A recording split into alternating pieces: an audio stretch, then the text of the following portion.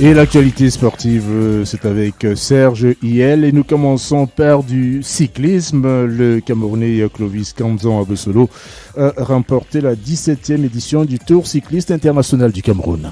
Les personnalités parmi lesquelles le ministre des Sports et les amoureux du cyclisme venus nombreux ont salué dimanche dernier le sacre du cycliste camerounais de la SNH Vélo Club Clovis Kamzon Abosolo à la 17e édition du Tour cycliste international du Cameroun. Clovis Kamzon Abosolo n'avait pourtant pas bien débuté cette compétition. Au terme de la première étape longue de 118,8 km entre Yaoundé et Ayos, il avait terminé 5e à 6 minutes du Bulgare Andreef Jordan. Mais avec une grosse détermination, celui qui est le numéro 1 des cyclistes camerounais de l'heure a ramené son chrono à 2 secondes du maillot jaune à l'issue de la troisième étape longue de 98,5 km entre Baganté et Konsamba. C'est à la 6e étape longue de 156 km quittant de Douala à Kribi que le lion indomptable de cyclisme de 30 ans a récupéré le maillot jaune avec 12 secondes d'avance sur la deuxième place au classement général. Le champion camerounais Clovis Kamzon Abosolo, vainqueur de la 17e édition du Tour cycliste international du Cameroun, réitère l'espoir de 2015. S'il avait remporté 2 étapes lors de la 12e édition, il s'est imposé cette année sans remporter aucune des 8 étapes. Nous passons à handball maintenant. Les équipes qui vont participer à la Coupe d'Afrique des Nations de handball qui se déroule à partir de ce 8 juin ici au Cameroun sont déjà sur place. Toutes les adversaires des Lions indomptables du Cameroun lors de cette 24e édition de la Coupe d'Afrique des Nations Senior Dames sont arrivés au Cameroun. Le Kenya et le Nigeria ont rejoint le pays hôte par Yaoundé et par Douala le 5 juin dernier. Ces deux équipes de la poule B retrouvent la RDC au Cameroun depuis le 3 juin. Les Congolaises de Kinshasa, médaille de bronze en 2018, sont arrivées à Yaoundé depuis le 3 juin dernier et poursuivent leur acclimatation sur l'aire de jeu du lycée Général Leclerc. Madagascar, logé dans la poule A, a été rejoint le 6 juin dernier par l'Angola, tenant du titre et 13 fois champion, le Sénégal, vice-champion et la Tunisie. La Coupe d'Afrique des Nations de handball dames senior qui se disputera du 8 au 18 juin de cette année 2021 permettra pour la première fois à 4 équipes de se qualifier pour le mondial féminin. Football maintenant, en match amical, le Cameroun a dominé le Nigeria lors de la première de leurs 2 rencontres amicales. Les Lions indomptables du Cameroun se sont offerts un succès de prestige face au Nigeria 1-0 vendredi soir à Vienne en match amical.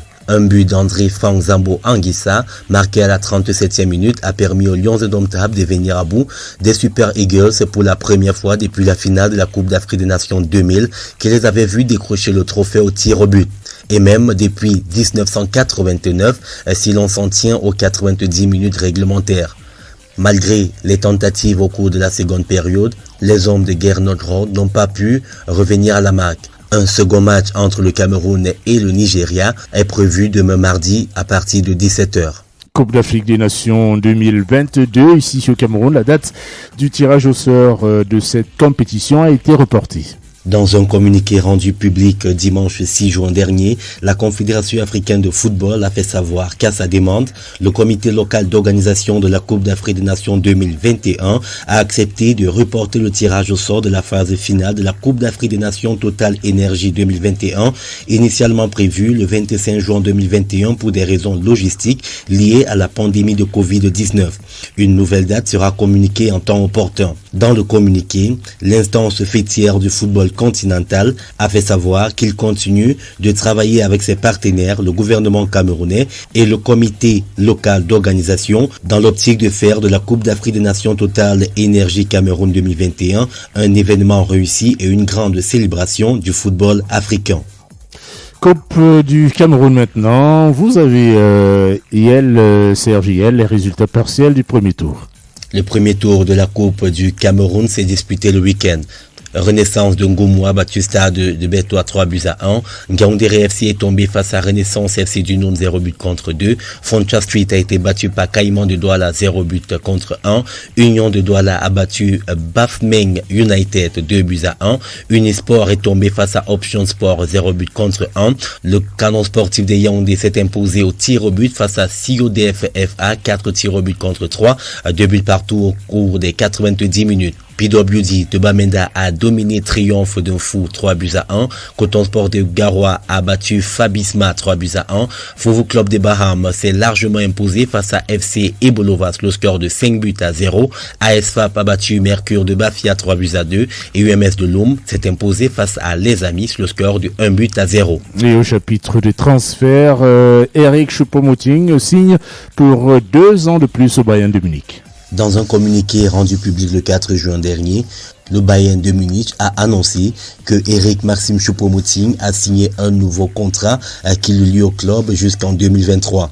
L'attaquant camerounais arrivé au Bayern de Munich en 2020 en provenance du Paris Saint-Germain avait initialement signé pour une saison.